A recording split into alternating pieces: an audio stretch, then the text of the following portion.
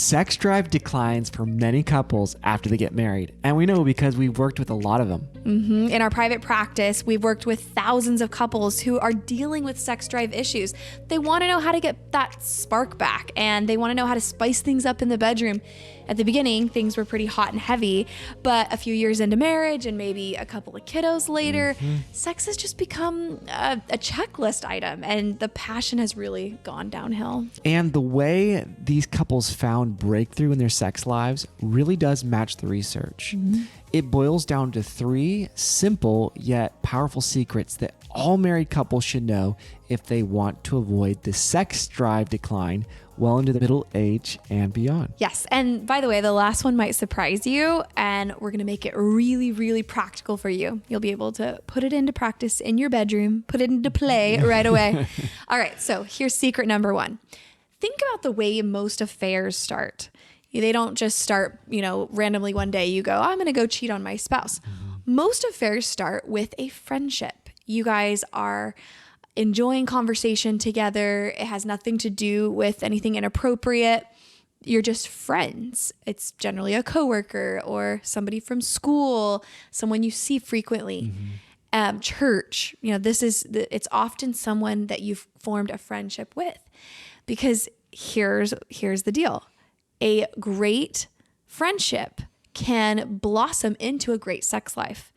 But a great sex life doesn't necessarily turn into a great friendship. A lot of people have, fun one-night stands that doesn't turn into friendship. They don't even know them after that first night. Right. So friendship is key to a great sex life. Couples with a great sex life well into their marriage have a solid friendship. Yes, every single time that when we work with couples that have sex life problems, generally it's because life has pulled them away from the friendship part. And if you think about, how did your relationship start? If you're in a relationship right now, how did your marriage start? It started with a friendship, attraction, and then you put tons of effort and time into that relationship. You went and did stuff together.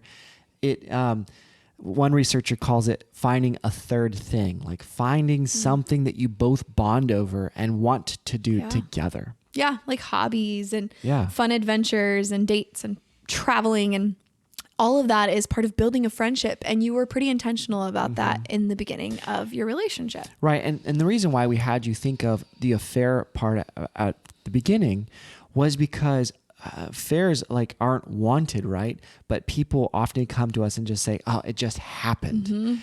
And so when we explain how this thing happened, they're like, oh, I could see it happening. Yeah, they cultivated friendship. Right. It was an attraction. It started with an attraction, and then it started with confidentiality. Like, hey, I'm going to tell this person listens. They're interested in me. They give me undivided time, and then it progresses. And this is what starts to not happen over the years for a lot of couples. They start to put their time into kids and friendships and activities and work, and less time for their significant other. So it's no wonder that intimacy declines. Right. Yeah. Actually, there was research by Gottman that said 70% of new parents suffered a decline in the sense of friendship that fuels sensual love. So, they've been married for a few years, they have kids, and then 70% of them are saying, yeah, that friendship that we used to have that fuels our sensual love, it's declined. So you can work on becoming better friends, even if you are well into your marriage, well into after having babies, maybe you're already middle-aged or later, you can cultivate a friendship.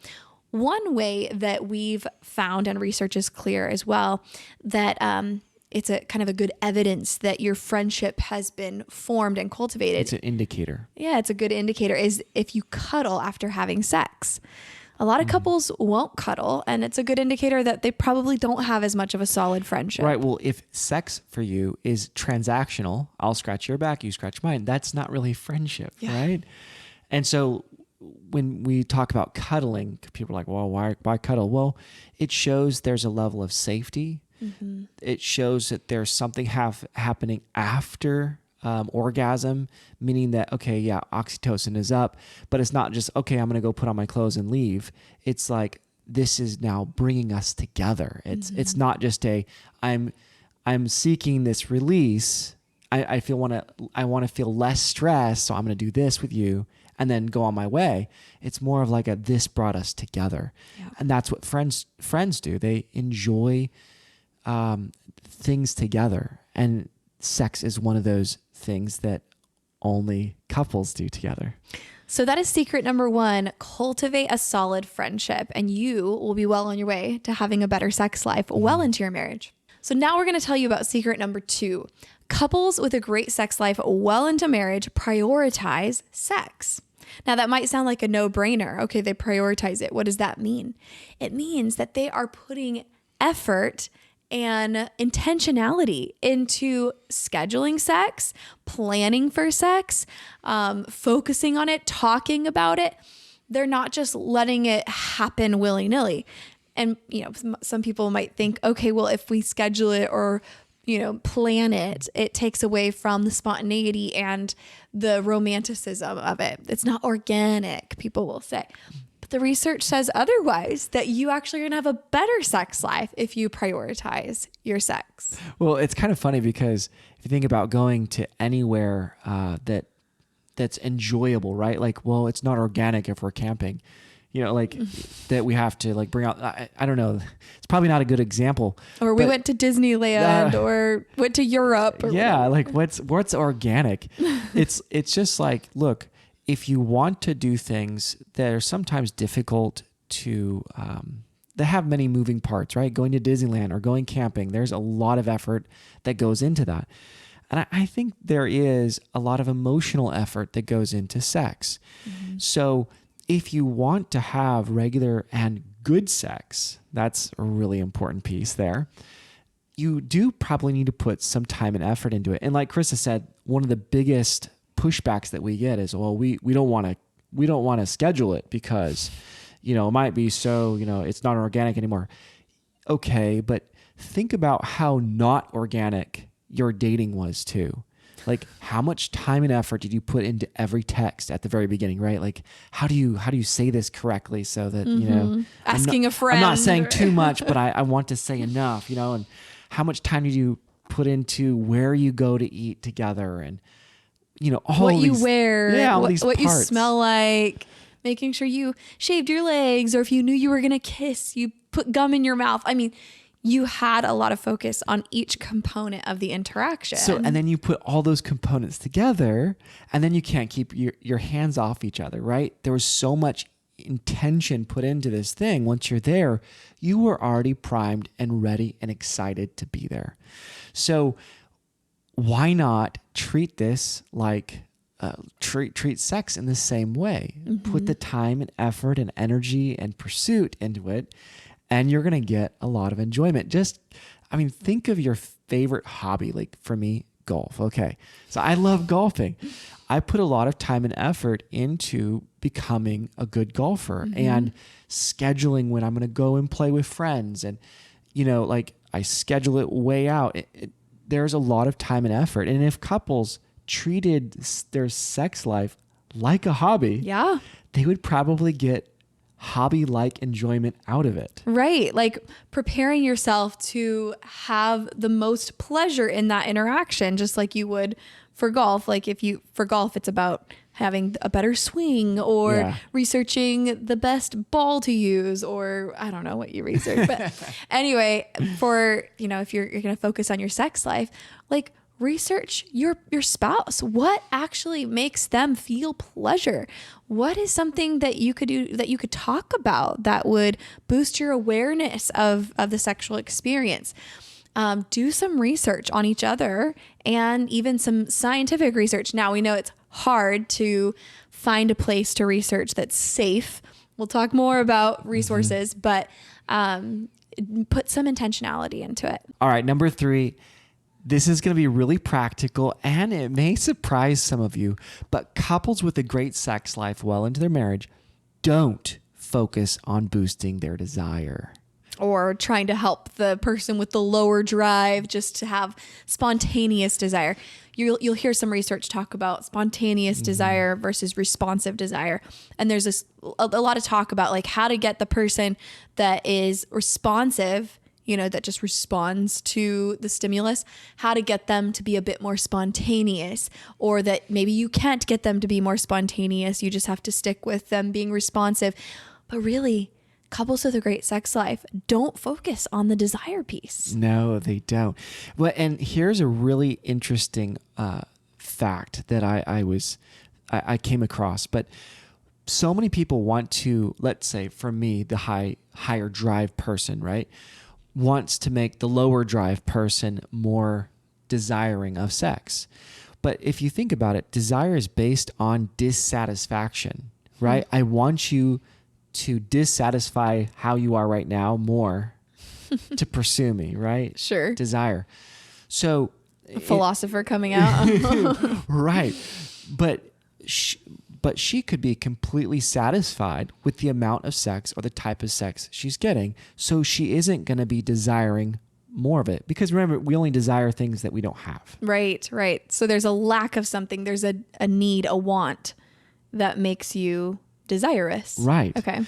But there's oftentimes, like, think about if we can shift this view, this point of view from desiring, making that person desire it more, to be more pleasure-centered, to say, hey, there's this piece of amazing cake in my refrigerator. Oftentimes, I don't have to work on desiring that. I just, I want that pleasure, so I'm going to go get it. So oftentimes, if we can help couples focus on creating an experience that they can look forward to, or look forward to that pleasure, instead of raising their dissatisfaction, right, we can often get pretty amazing results. Yes. And so that is secret number 3, to focus on and center pleasure. Put pleasure at the center of your conversation, at the center of the focus when you're trying to build a great sex life.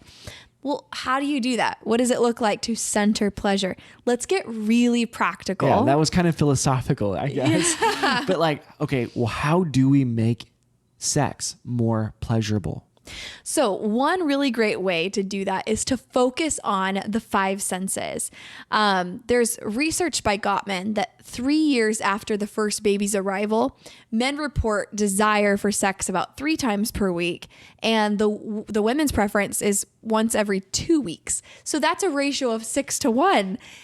If we're not focusing on pleasure and engaging the 5 senses in a way that brings, in this case, her pleasure, then is that sex worth having?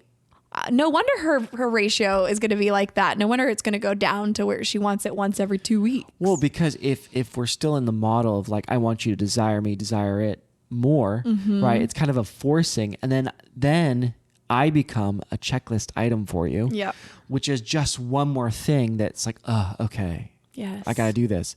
That's not pleasure oriented. But if I come about it and saying, how can I make this a pleasurable experience that you want to join me in, like a hobby, then it's I guess it gives me things to do rather than just waiting on you to suddenly have desire. Exactly. There's something that I can do here to make something more pleasurable. So with the cake example, for instance, you're focusing on, of the 5 senses, you're focusing on taste and maybe some see, depending on if it looks pleasurable. Yes. But what kind of cake tastes the best for you? Oh, I'm going to have that cake in the fridge when she comes home tomorrow. Now that's not sex, right? But that is a good example of focusing on one of the 5 senses. And the best way to focus on pleasure is to focus on those 5 pathways to pleasure, which are the 5 senses. Now, there are other ways, like imagination can also bring pleasure, and we could talk about that too, but the 5 main pathways to pleasure are the 5 senses. So that's what we focus on with couples when we are helping them to build a better sex life and to have more fun in the bedroom. We say, okay, make a list. What are ways that you could focus on having more pleasure with your visuals, with the smells, with the tastes, the touch, the hear. But what we found over the years is that we were assigning these things to couples and they were doing it. It was great, but there was no resource out there that we could point them to other than just these made up homework assignments we were giving them. Right. And these are highly motivated couples too. Yes. You have to remember that there's a lot of couples that aren't highly motivated. True. And so when we say, yeah, think of the five senses, they're like, that's just so much work. Right. I Trying don't know to if make that's a worth it. list. Yeah. Yeah. So, okay. So over the years, we were like, what could we do to make sure we have a resource for people to focus on pleasure and not have it be this hard task where they're, having to think really hard and a bunch of mental calories go into this process. So enter across many continents with many couples that have helped us build this resource. Sensations, a bedroom game for couples. Yes. So we have the taste cards. We have the see cards. We have the smell, the touch, and the hear. So we have cards for each of the five senses. And there's a whole instruction card on how to play this game. Yeah. But it's a blast. We have had so many couples who beta tested Super it, fun. helped us build it. What's different about this is that it's not just you can get other cards that say, go do this. But what's interesting about this is it's very much pleasure-based, and you can combine cards. So you can combine a taste and a see, and it's kind of baked in pleasure. Yep. No pun intended. For you to pursue and try to fit these things together. And it's actually a blast to see what combinations you get. And there's endless combinations that you can, depending on how energetic you are on that Friday night. Pick a card. Okay, pick a card. okay. Or a Pick couple a card, of cards. any card. Okay, this is on touch. So this is educate. This is a good one. Take turns giving and receiving touch. As the receiver, guide your spouse's hands to places you want them to touch. As the giver, try different types of touch: circular rubbing, squeezing, heavy stroking, light tickling, and pulling. So there you go. So you would take that one, the touch, with a, let's say here, whisper. Whisper into your spouse's ear before or during your escapade. Ideas. Sexcapade. What did I say? Escapade. You said the real word. Sexcapade. Sexcapade. Sorry, I didn't read that. And then we have some ideas here for you to read. And they're fun too. We get pretty spicy. Can you feel how much I want you?